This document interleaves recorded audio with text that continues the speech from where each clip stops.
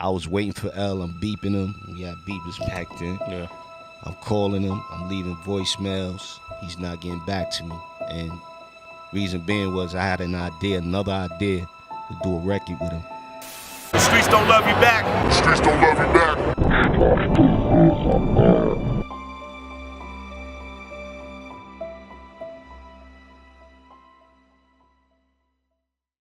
One evening in 1999, Lamont Coleman, better known by his stage name, Big L, was standing outside of his home in Harlem, unaware of the danger that he was in.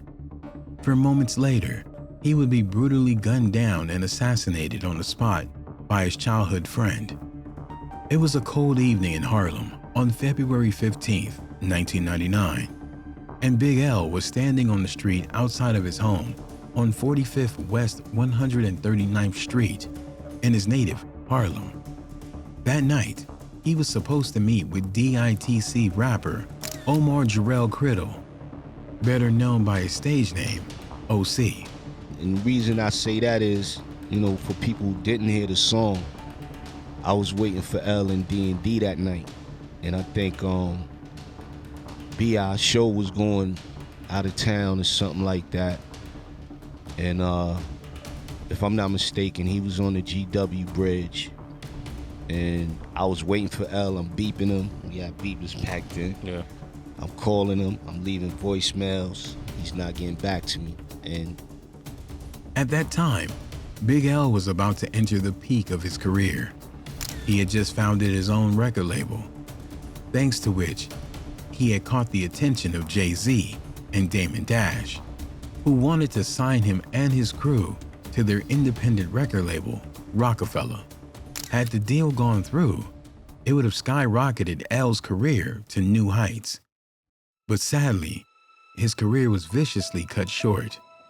On that fateful evening in February 1999, at around 8:30 p.m., as L stood outside his home, a car suddenly pulled up to him and a man opened fire on the legendary rapper.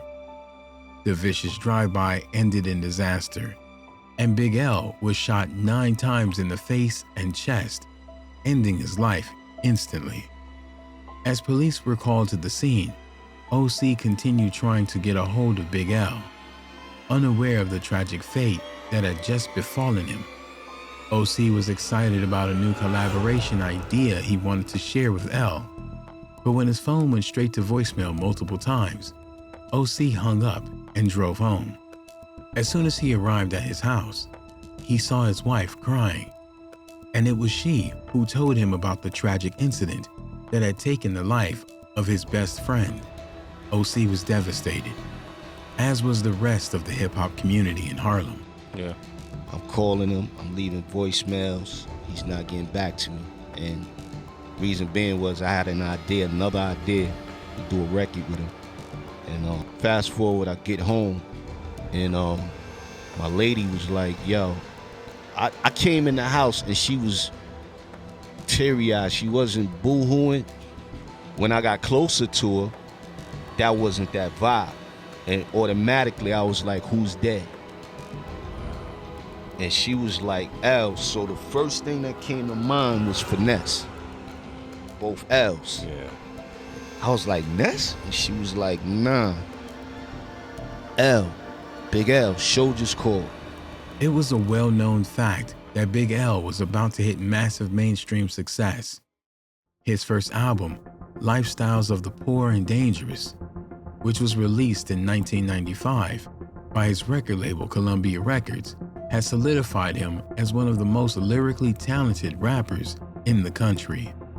Nicknamed Harlem's Finest by other members of the rap scene, Big L was known across the nation for his phenomenal freestyling ability and his dark lyrics, which helped bring more attention to horrorcore rap, a previously underrepresented genre in the hip-hop industry. Big L was a valuable member of the hip-hop community in Harlem, but the fact that his career was about to take off when he was assassinated made the incident more difficult to process for his friends, family, fans, and fellow rappers. Following the tragic incident, dozens of rappers gathered together in Harlem for his funeral to pay their respects to the legendary Big L.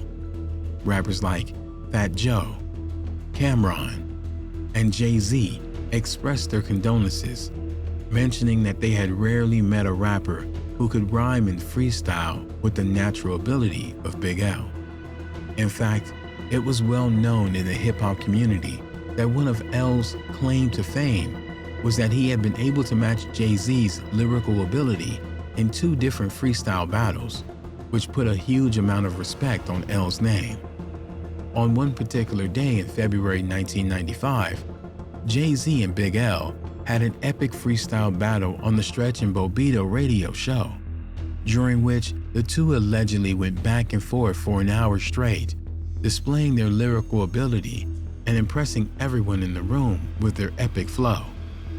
In the end, most people concluded that the battle had ended in a draw, although Big L disagreed and later claimed that he won. One thing was for sure, Big L had demonstrated that he had the talent to build an incredibly successful career in hip-hop. From that point on, Big L became known in Harlem as one of the only rappers who could match Jay-Z. Soon after his passing, a memorial was made for him on 139th Street and Lenox, very close to where he was assassinated. Shortly after that, he was buried at George Washington Memorial Park in New Jersey. After the passing of Big L shook up Harlem and the rap scene at large, the NYPD launched an investigation to find L's assailant and bring him to justice. At the start of the investigation, an NYPD spokesperson said that the shooting could have been a retaliation hit. One of the theories that the police were investigating was that Big Lee, Big L's brother, had allegedly been involved in an altercation with Gerald Woodley, one of Big L's childhood friends. According to sources familiar with the incident, because Lee had been in prison at the time, Woodley had decided to target his younger brother, Big L, instead. Woodley and L had been close since they were young and lived only a few blocks away from each other in Harlem. It was hard to believe that someone who had been on Big L's debut album cover would assassinate him in cold blood and in such a gruesome manner. But Woodley had a history of vicious crime and an apparent motive for the shooting. During the 90s, Woodley was accused of 3 separate hits, including the assassination of Big L, for which he was arrested about 3 months after the incident. Around the time of his arrest, police also received information regarding a slightly different motive for the shooting. Allegedly, Big L had put a price on Woodley's head and ordered members of a gang he was affiliated with to rob him and end his life. Although the hit was not carried out successfully, Woodley still found out about the plan and decided to take revenge. Even though police were fully convinced that Woodley was responsible for the hit on Big L, this was never officially confirmed, and the NYPD eventually released him due to a lack of evidence. As fate would have it, Woodley himself would be slayed 17 years later in 2016.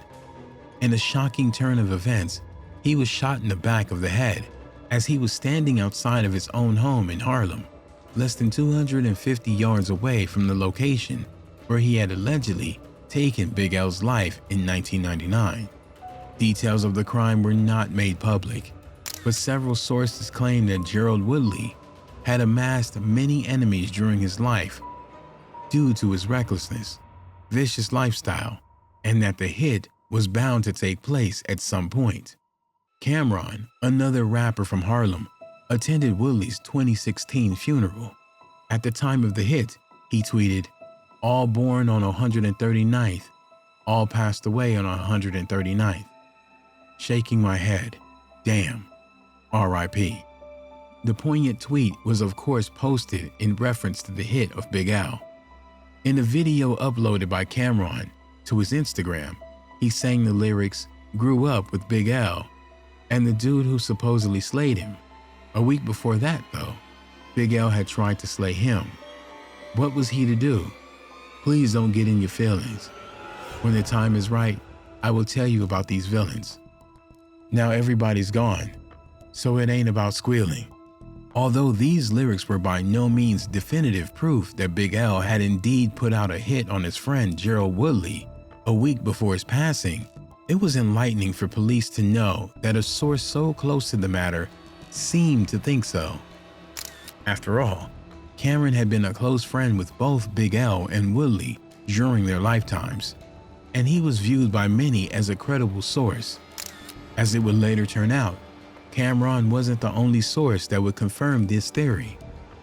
In a book that was later released by Woodley's cousin, it was confirmed that Big L had arranged for Woodley to be robbed and assassinated a week before L lost his life outside his home in Harlem. Even though Big L's career was tragically cut short, just as he was about to reach massive mainstream success, he still managed to influence a whole generation of rappers after him.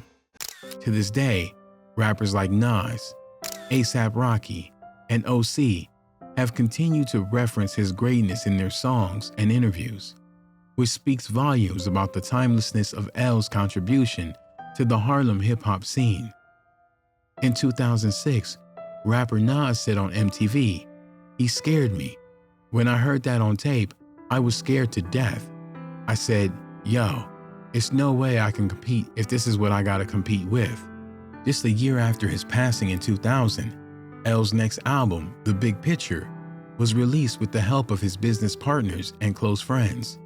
With the energy of the rappers to propel the album forward, The Big Picture quickly went gold and garnered massive success thanks to a massive following of loyal fans who yearned to hear L's unique style and flow expressed in one last album.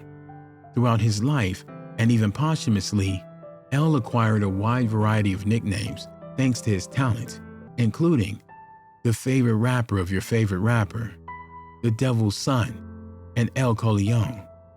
To honor him, West 140th Street and Lenox Avenue in Harlem was renamed after the late rapper last summer in 2022.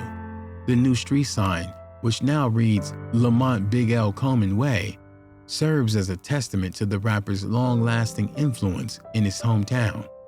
With his incredible talent and dedication to the art, L will forever be remembered as one of hip-hop's greatest what-ifs, and his legacy will continue to inspire new generations of rappers for many years to come. For his contribution to hip-hop, horrorcore, and all of Harlem, Big L will go down in history as one of the most talented rappers to ever play the game. Rest in peace, Big L.